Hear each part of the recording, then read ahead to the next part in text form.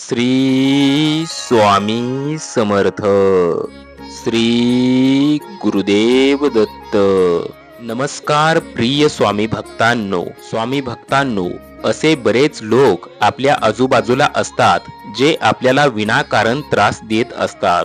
त्या लोकांचे आपण कधीही आणि काहीही वाईट केलेले नसते. ते लोक सततच आपल्याबद्दल वाईट चिंतन करत असतात. आपण प्रगतीच्या आणि यशाच्या मार्गाने जात असताना अशा लोकांना पाहवत नाही, बघवत नाही. मग त्यापैकी काही लोक आपल्या जवळचे असतात, तर काही लोक आपल्या संबंधातील असतात. काही लोक आपला हक्क आपल्यापासून हिरावून घेण्याचा प्रयत्न करतात आणि काही लोक तर आपला ज्या गोष्टीवर हक्क असतो त्या गोष्टी सुद्धा आपल्यापासून हिरावून घेतात. आणि काही लोक तर आपल्या विरोधात कट कारस्थान रचत असतात. त्यांना नेहमी असे वाटत असते की तुम्ही संकटातून, अडीअडचणीतून, गरिबीतून आणि कष्टातून कधी बाहेरच निघाले नाही पाहिजे. आपले दुःख, आपल्या अडीअडचणी आणि आपल्यावरची संकटे पाहून असे लोक आपल्यावर हसत असतात. तुम्हाला होणाऱ्या त्रासामुळे त्या लोकांना आनंद होत असतो आणि तुमचा शत्रू तुमची पिळवणूक करण्याचा एकही मौका गमवत नाही. अशा प्रकारच्या सततच होणाऱ्या त्रासामुळे तुम्ही खूप वैतागला आहात. या सर्व गोष्टींपासून सुटका होण्यासाठी तुम्ही बरेच प्रयत्न केले असतील, पण तुमचा शत्रू, तुमचा दुश्मन, तुमचा विरोधी तुम्हाला त्रास देणे काही बंद करेना. नेहमीच्या होणाऱ्या त्रासामुळे तुमची मानसिक स्थिती बिघडत चाललेली आहे. तुम्ही सध्या आर्थिक दृष्ट्या कमजोर झाला आहात. तुमच्याकडे पुरेसा पैसा नाही. तुमचा बँक बॅलन्स सुद्धा सध्याच्या घडीला तुम्हाला हवा तेवढा नाही. त्यामुळे तुम्हाला जे हवे आहे ते मिळवण्यासाठी तुम्ही सध्याच्या घडीला हतबल आहात आणि त्यामुळेच तुमचा शत्रू तुमचा गैरफायदा घेत आहे. तुमचा शत्रू तुम्हाला कमी लेखत आहे आणि तुम्हाला पाण्यामध्ये पाहत आहे. तुमच्या गैर उपस्थितीत तुमच्या माघोरी तुमचा शत्रू इतर लोकांमध्ये तुमची निंदा करत आहे. असा एक दिवस सुद्धा गेला नसेल ज्या दिवशी तुमच्या शत्रूने तुमच्याबद्दल वाईट शब्द काढले नसतील किंवा वाईट उच्चारले नसेल. पण काळजी करू नका मित्रांनो, आता सर्व काही बदलणार आहे. तुम्हाला खूप सारा पैसा, धनदौलत, ऐश्वर्य आणि संपत्तीची प्राप्ती होणार आहे. आता तुम्ही पाहिलेली सर्व स्वप्ने पूर्ण होणार आहेत. तुमच्या सर्व इच्छा, मनोकामना लवकरच पूर्ण होणार आहेत. लाखो करोडो रुपयांची प्राप्ती तुम्हाला होणार आहे. तुम्ही जे स्वप्न पाहिले होते, स्वतःची गाडी, बंगला, नोकर चाकर, मोठा उद्योगधंदा, व्यवसायामध्ये यश, चांगल्या पगाराची मोठी नोकरी, आता अशा प्रकारच्या सर्व गोष्टींची प्राप्ती तुम्हाला होणार आहे. आणि आता तुमच्यावर जळणारे, छळ कपट करणारे, कट कारस्थान रचणारे ते लोक सुद्धा पाहतील आणि त्यांना तुमची खरी किंमत लवकरच कळेल. काही लोक तुमच्या नजरेस नजर मिळवू शकणार नाहीत, मान खाली घालून चालतील, तर काही लोक तुमची माफी मागतील. त्यांच्यावर आता पश्चातापाची वेळ येईल. आणखी तेच लोक तुमच्या पाया देखील पडतील. तुमच्यावर न बोलणारे लोक सुद्धा तुमच्यावर बोलायला लागतील. तुमची खूप